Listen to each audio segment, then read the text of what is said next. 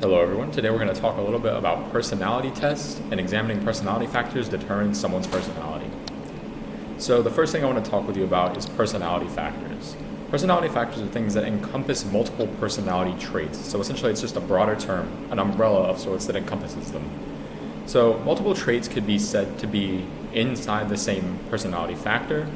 And in addition, many factors exist, they're just not quite as specific as traits. So here I'll give you a quick example. For instance, if we look at the factor of extroversion, we're going to have traits like confident, assertive, cheerful, action-oriented, and so on. So now we'll take a look at one popular test in this domain. It's called the Myers-Briggs test. So how this works is we have 4 distinct traits, and the traits are all or nothing. So it's either you have this trait, it's marked as yes, or it's marked as no. So that gives us 16 distinct personality types, as you can see in this grid here on the left.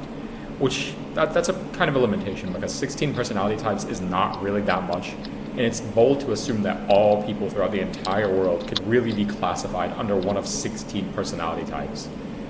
Due to that, people did come up with a solution that is a little bit better than the Myers-Briggs, and that brings us to the Big Five model. This is a really popular personality model, and I'm sure a lot of you may have heard of this.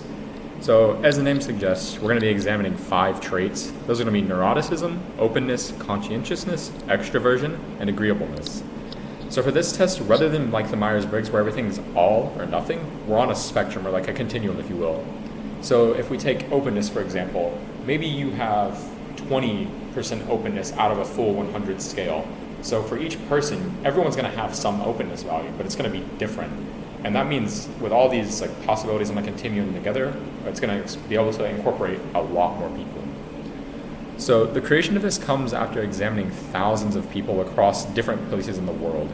That's essential when creating a personality model because a lot of personality could come from culture. And so to take into account from that, if we take a look at a lot of different countries, we're getting rid of that variable of culture, at least to an extent. And this is more accurate of actual personality factors that are found across all people, across all walks of life, throughout the entire world. And as I said before, this test is generally more highly regarded than the Myers-Briggs test because just the more variation that a test allows. So overall, are personality tests any good? That's an important question to ask. So there are definitely some positives and some negatives about it.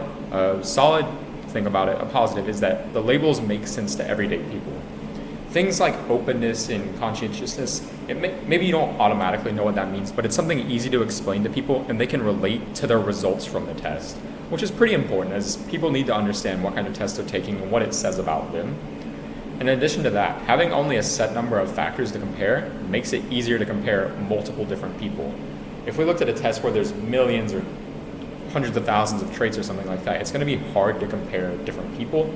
But this simplifies that, and we can look at people together with the same tests and compare them. But of course, as I said, there are some bads too. One is that it doesn't really consider environment.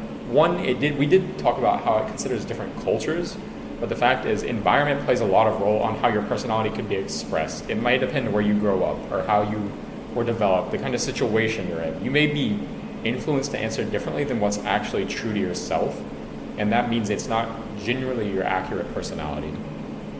In addition, there are only a set number of traits expressed here when, as I said, there are thousands. This is definitely the case as it makes people easy to compare, but you do have to take it with a grain of salt because there is way more out there than just those 5 traits or 16 personality types, and that's definitely important to remember.